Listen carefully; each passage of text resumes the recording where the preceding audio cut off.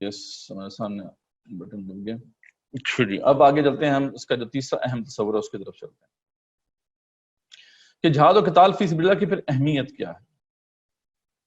ٹھیک ہے جی. تو سب سے پہلے تو اس کی اہمیت کیا ہے کہ اللہ کا حکم ہے، سیدھی سیدھی بات ہے. اللہ تعالیٰ کو یہ قابل قبول ہی نہیں ہے کہ اللہ کا دین جو ہے وہ غالب نہ ہو اور کوئی شخص جو ہے وہ آرام سے بیٹھا رہے. یہ اللہ تعالیٰ کو بالکل بھی قابل قبول نہیں. ٹھیک ہے جی. اور لفظ اس کے لیے جو استعمال کیا وہی استعمال کیا ہے جو فرض کے لیے عام طور پہ استعمال ہوتا ہے، یعنی کوئی شک ہو ہی نہیں سکتا اس پہ. کتب علیکم الصیام، یہ ہم اچھی طرح جانتے ہیں. روزے کی فرضیت اسی آیت سے اسٹیبلش ہوتی ہے. ٹھیک ہے، یعنی مین آیت یہ ہے، اس کے علاوہ بھی نصوص ہیں. یہ نصوص قطعی ہے نا، یعنی واضح نصوص ہیں، ان کے تو کوئی شک نہیں کیا جا سکتا ان کو. تو کتب علیکم الصیام کا ذکر آتا ہے کہ بھی تم پہ روزے فرض کر دیے گئے ہیں، تو ہم کہتے ہیں روزے فرض ہیں. تو وہی لفظ اللہ نے استعمال فرمایا تاکہ کوئی شک باقی نہ رہے. کتب علیکم القتال وہو کرہ لکم، اللہ نے تم پہ قتال فرض کر دیا ہے چاہے تمہیں کتنی کراہت کیوں نہ ہو. وعسیٰ ان تکرہوا شیئا وہو خیر لکم، اور اس سے کوئی بعید نہیں ہے کہ تم جس سے کراہت محسوس کر رہے ہو وہ تمہارے لیے بہتر ہو. وعسیٰ ان تحبوا شیئا وہو شر لکم، اور اس میں بھی کوئی بعید نہیں ہے کہ جس سے تم محبت رکھتے ہو، محبوب رکھتے ہو جس چیز کو، وہ تمہارے لیے شر ہو. واللہ یعلم وانتم لا تعلمون، اللہ جانتا ہے تم نہیں جانتے. اور یہ ہم نے پہلے بھی اس کو دیکھا تھا کہ اس بات کو سمجھنا بڑا ضروری ہے. اللہ ہی جانتا ہے، ہم نہیں جانتے. پھر جہاد نہیں تو ہدایت نہیں. قرآن مجید میں بالکل واضح ہے، اگر جہاد فی سبیل اللہ کی جدوجہد آپ نہیں کر رہے تو ہدایت کا کوئی تصور نہیں ہے. سورۃ توبہ میں اللہ فرماتے ہیں قل ان کان آباؤکم وابناؤکم واخوانکم وازواجکم وعشیرتکم واعمال اقترفتموها وتجارہ تخشون کسادها ومساکن ترضونها. اگر یہ اللہ فرماتے ہیں کہ انہیں بتا دیں رسول اللہ صلی اللہ علیہ وسلم، اگر ان کے باپ، ان کے بیٹے، ان کے بھائی، ان کی بیویاں، ان کے تمام رشتہ دار، اب یہ 5 جو ہیں محبتیں، ان میں تمام رشتے جمع ہو گئے، اور وہ مال جو یہ جمع کرتے ہیں، اور وہ تجارتیں جن کے ماند پڑنے کا انہیں ڈر رہتا ہے، تجارتیں کہہ لیں، کیریئرز کہہ لیں، مال میں کیا بینک بیلنسز کہہ لیں، آج ہمارے جو ہے بینک بیلنسز ہیں، اور وہ گھر جو یہ بڑے جو ہے سنوار کے بناتے ہیں. احب الیکم من اللہ، اگر ان کو یہ 8 چیزیں زیادہ محبوب ہیں اللہ سے، ورسولہ، اس کے رسول سے صلی اللہ علیہ وسلم، اور وجہاد فی سبیلہ، اور جہاد فی سبیل اللہ سے، فتربصوا، پھر انتظار کرو، حتی یأتی اللہ بامرہ، یہاں تک کہ اللہ کا فیصلہ آ جائے. واللہ لا یہدی القوم الفاسقین، اللہ ایسے فاسقوں کو ہدایت نہیں دیتا. کیٹیگوریکلی جتنا مرضی دفعہ اہدنا الصراط المستقیم کہہ لیں، یہ آخرت میں نہ تو نجات ملتی ہے، نہ ادھر دنیا میں ہدایت ملتی ہے. پھر ہم دیکھتے ہیں جہاد نہیں تو ایمان نہیں. ٹھیک ہے جی.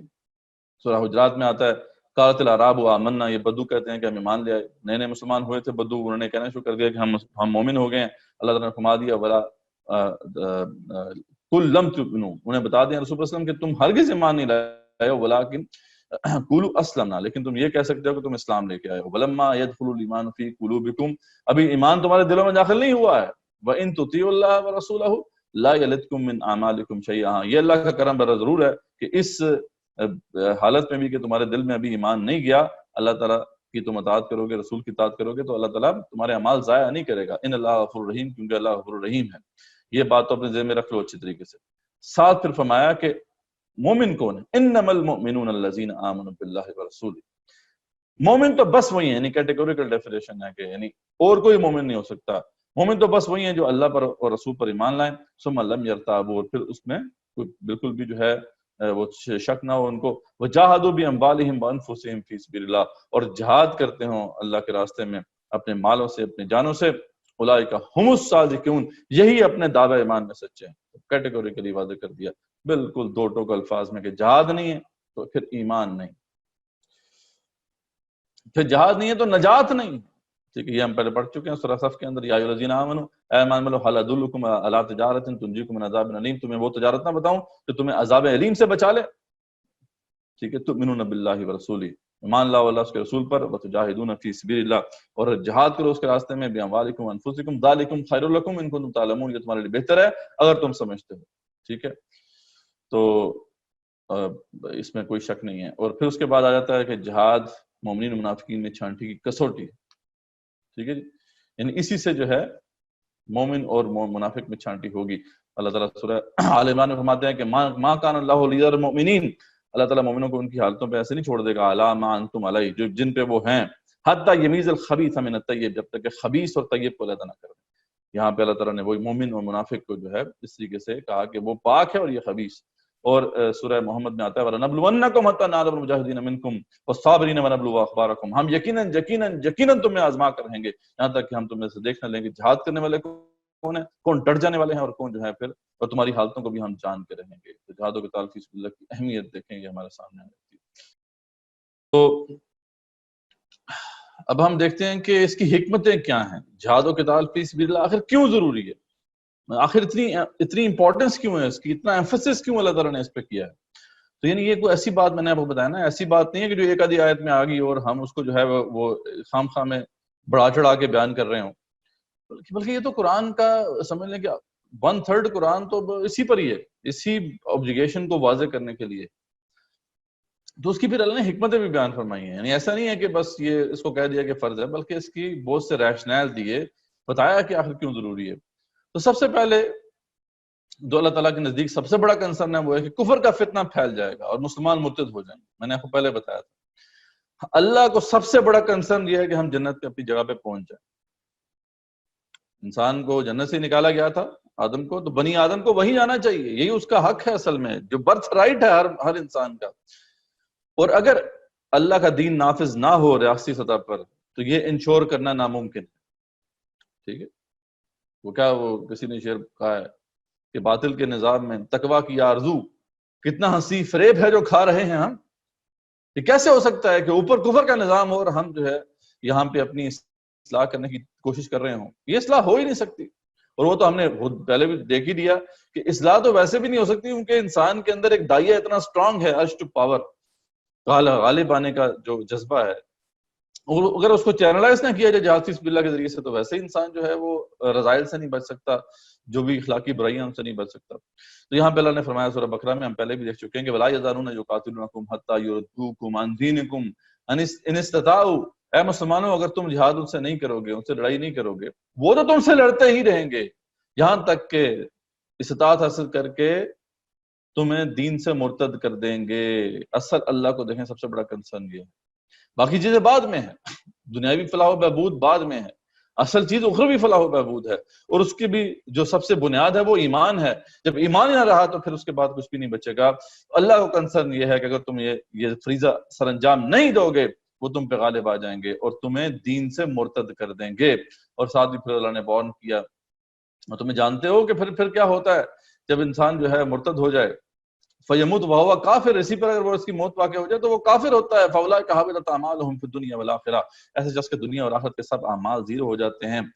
واولئک اصحاب النار، یہ آگ والے ہوتے ہیں ایسے لوگ، ہم فیہا خالدون، رہتے ہیں اس پہ ہمیشہ ہمیش. تو اس لیے اللہ فرماتے ہیں کان کھول کے اس کو اپنے پلے باندھو کہ اگر تم یہ نہیں کرو گے تو تمہیں اپنے ایمان کا بچاؤ کرنا مشکل ہو جائے گا تمہارے لیے. جیسے کہ آج ہم نعرہ تکبیر تو بلند کرتے ہیں جب کوئی اس دار اسلام میں داخل ہوتا ہے، لیکن ہمیں نہیں معلوم کہ کتنے ہی سینکڑوں لوگ، ہزاروں لوگ جو ہے دین اسلام کو چھوڑ رہے ہیں.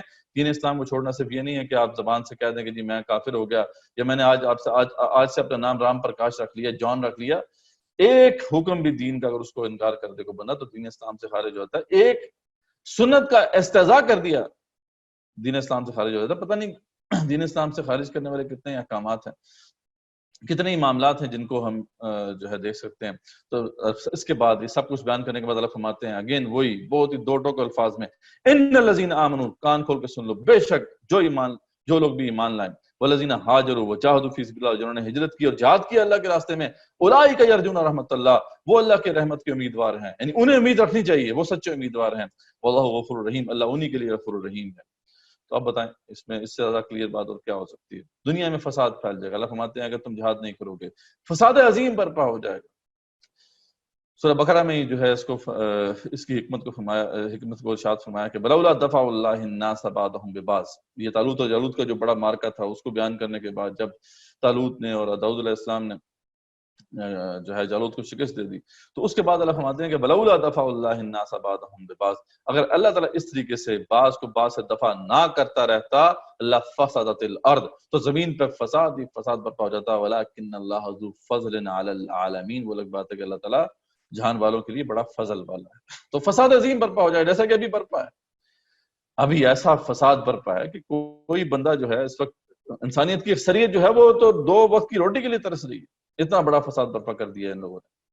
تو اللہ تعالیٰ نے پہلے ہی بتا دیا تھا عبادت گاہیں تباہ ہو جائیں گی، ٹھیک ہے۔ اللہ سورہ حج میں فرماتے ہیں ولولا، وہی انداز ہے، ولولا دفع اللہ الناس بعضهم ببعض، اگر اللہ تعالیٰ بعض کو بعض سے اس طرح دفع نہ کرتا رہتا جہاد کے ذریعے تو لہدمت صوامع وبیع وصلوات ومساجد یذکر فیہا اسم اللہ کثیرا، تو پھر تباہ ہو جاتی ہیں ساری جو ہے عبادت گاہیں، چاہے وہ گرجے ہوں، چاہے مساجد ہوں، چاہے جو بھی سینگوگز ہوں وغیرہ وغیرہ، جن میں اللہ کا کثرت سے ذکر ہوتا ہے، ٹھیک ہے۔ تو یہ تباہ ہو جاتی ہیں، ٹھیک ہے۔ تو وَلْيَنْصُرُنَّ اللَّهَ مَن يَنْصُرُهُ، تو یقیناً اللہ تعالیٰ مدد کرے گا، ٹھیک ہے، ان کی جو اللہ کی مدد کریں گے۔ ان اللہ لقوی عزیز، اللہ تعالیٰ بہت قوی ہے اور عزیز ہے، ورنہ اللہ تعالیٰ کو ضرورت نہیں ہے تمہاری، لیکن اللہ نے دنیا میں اصول یہ رکھا ہے کہ تم اللہ کے دین کے لیے کھڑے ہو گئے تو ہم تمہاری ہیلپ کریں گے۔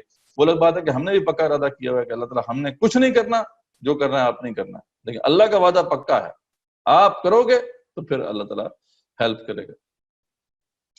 مشرکین اور اہل کتاب کے پاس اقدار چلا جائے تو یہ اس کے حقدار ہی نہیں۔ اللہ فرماتے ہیں کہ سب سے پہلے یہ غیرت دینی کا تقاضا ہے، یہ حمیت دینی کا تقاضا ہے۔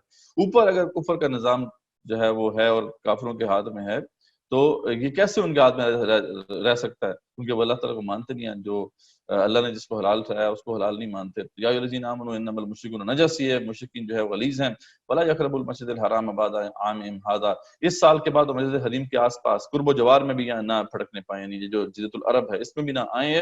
وَإِنْ خِفْتُمْ عَائِلَةً فَسَوْفَ يُغْنِيكُمُ اللَّهُ مِنْ فَضْلِهِ، اگر تم سمجھتے ہو کہ تمہارا جو ہے کمی آ جائے گی مال میں تو فکر نہ کرو، ہم تمہیں غنی کر دیں گے اپنے فضل سے، انشاء جس کو اللہ تعالیٰ چاہتا ہے غنی کر دیتا ہے۔ ان اللہ علیم حکیم، اللہ علیم بھی ہے اور حکیم بھی ہے۔ قاتل الذین لا یؤمنون باللہ ولا بالیوم الاخر، قتال کرو ان سے جو اللہ کو نہیں مانتے، آخرت کو نہیں مانتے۔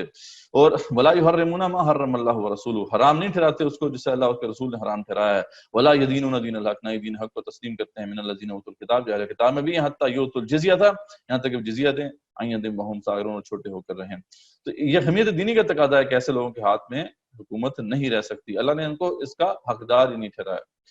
اور اس کے بعد پھر مومنین منافقین کی چھانٹی نہیں ہو سکتی جب تک کہ اللہ کی جو ہے نصرت حاصل کرنے کی شرط لازم ہے، یہ نہیں، اللہ تعالیٰ کی نصرت حاصل کرنے کی بھی شرط لازم یہی ہے کہ تم جہاد کے لیے کھڑے ہو، اور مومنین اور منافقین کی چھانٹی بھی نہیں ہو سکتی، جو کہ بہت ضروری ہے اللہ کے نزدیک اخروی نجات کے حوالے سے۔ تو اللہ فرماتے ہیں وَلَوْ نَشَاءُ لَأَرَيْنَاكَهُمْ فَلَا عَرَفْتَهُمْ بِسِيمَاهُمْ، اگر اللہ تعالیٰ چاہتا تو اللہ تعالیٰ ان کو آپ کو دکھا دیتا، یہ منافقین کو ان کی شکلیں آپ کے سامنے آ جاتی اور آپ ان کے چہروں سے ان کو جو ہے پہچان لیتے۔ وَلَا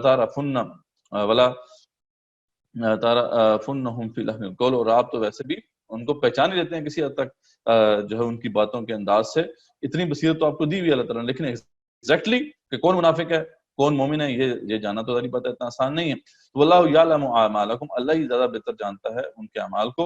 وَلَنَبْلُوَنَّکُمْ، اس لیے اللہ تعالیٰ نے یہ طریقہ نہیں رکھا کہ اللہ آپ کو وحی کے ذریعے سے بتا دے، اللہ کا طریقہ یہ ہے کہ اللہ آزماتا ہے، حتی نعلم المجاہدین منکم، جب تک کہ اللہ پرکھ نہ لے تم میں سے جہاد کرنے والے وہ کون ہیں، والصابرین، اور صبر کرنے والے کون ہیں، ڈٹ جانے والے کون ہیں، وَنَبْلُوَ أَخْبَارَكُمْ، اور تمہاری حالتوں کی بھی پرکھ اللہ تعالیٰ کر کے رہیں گے۔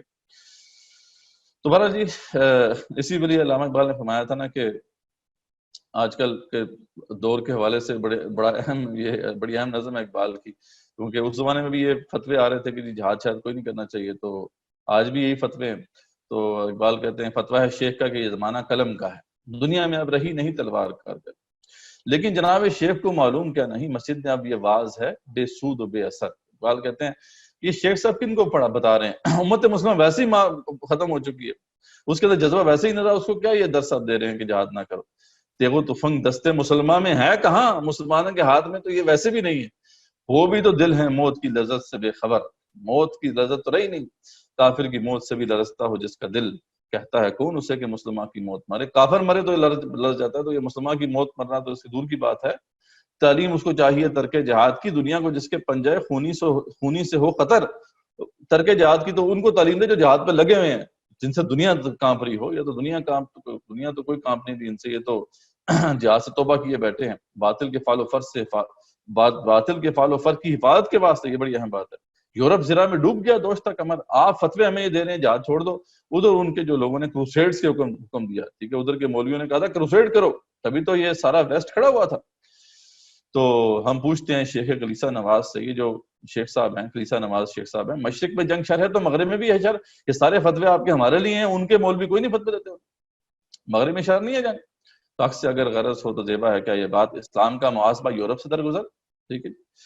تو آج بھی حالت یہی ہے کہ ہم اس کو چھوڑے بیٹھے ہیں اور تبھی ہم ذلیل و رسوا ہیں. تو یہ تصور نمبر 3 تھا.